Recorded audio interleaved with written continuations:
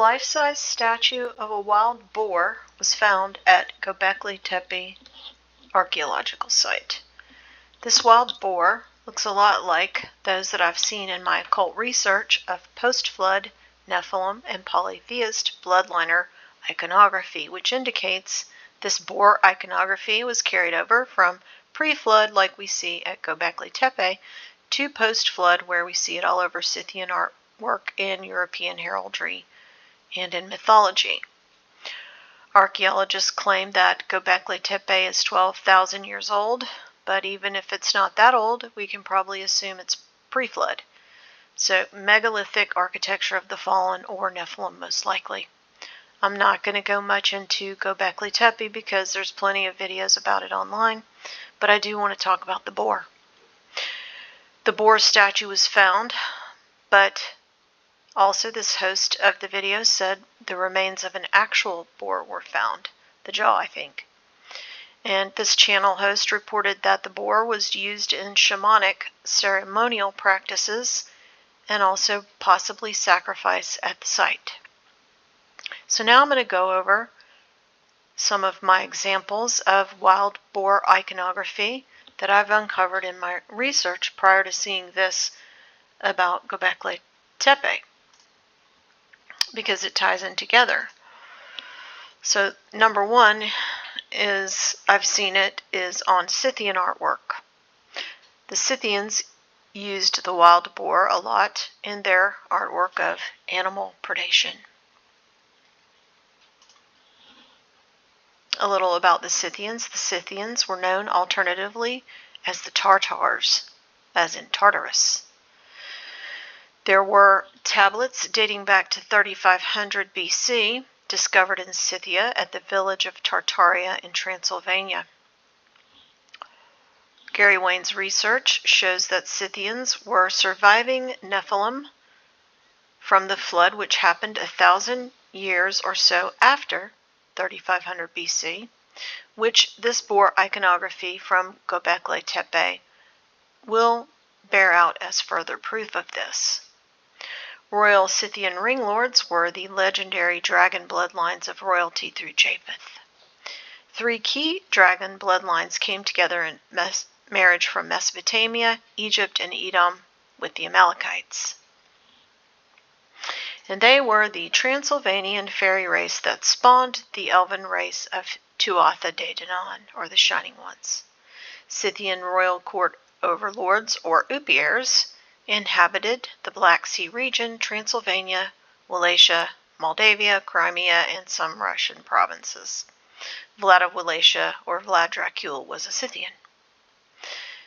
The Central European tradition of Upiers, which the word vampire derives from, is one of night operators, also known as the Shining Ones.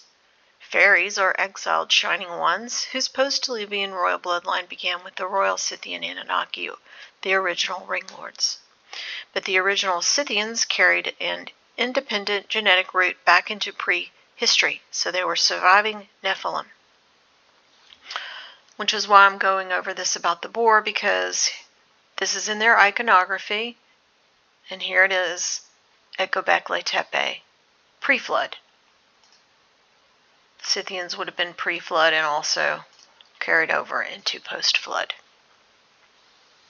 Scythian tradition is deeply embedded into the current royal bloodline culture and iconography also, which is why medieval European heraldic motifs come from Scythian artwork and tattoos of animal predation.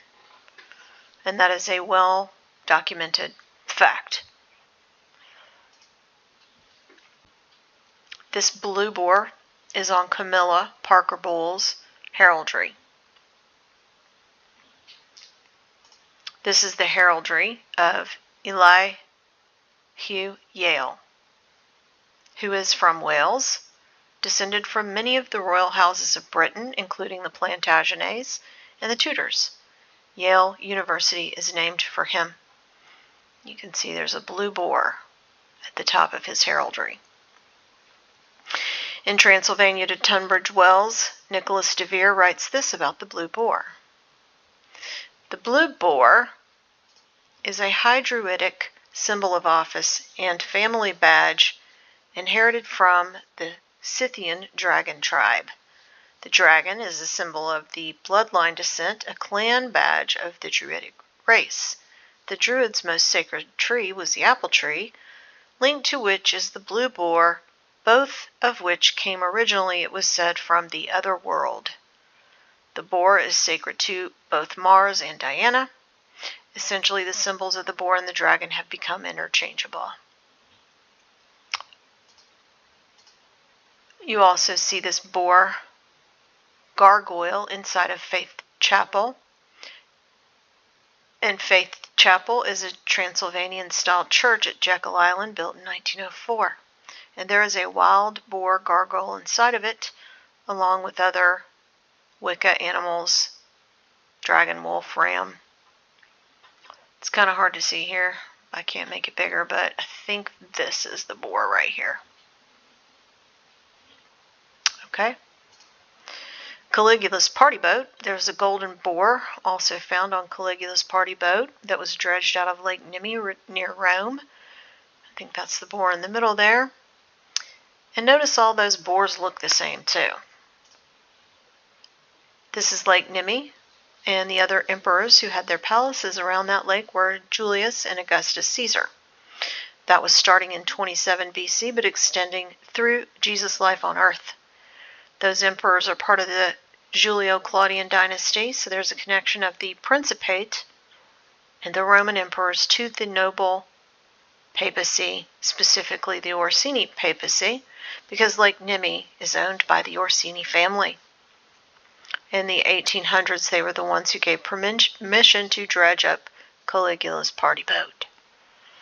So Nemi is a volcanic lake, also known as Diana's Mirror. And there was a temple of Diana there. The lake is named after the Latin word for grove, and there's a sacred grove where pagan practices took place, was there. Nemi was the main focus of Sir James Frazer, who was Hermetic Order of the Golden Dawn, his book The Golden Bough.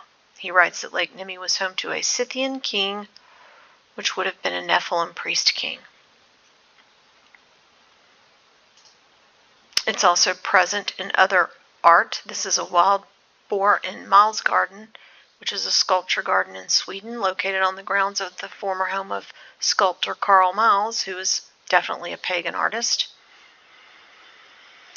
The boar then carried forward into other pagan religions. In Greek mythology, according to Cornelius Agrippa, boars were often associated with certain gods or sent by the gods to punish the human race.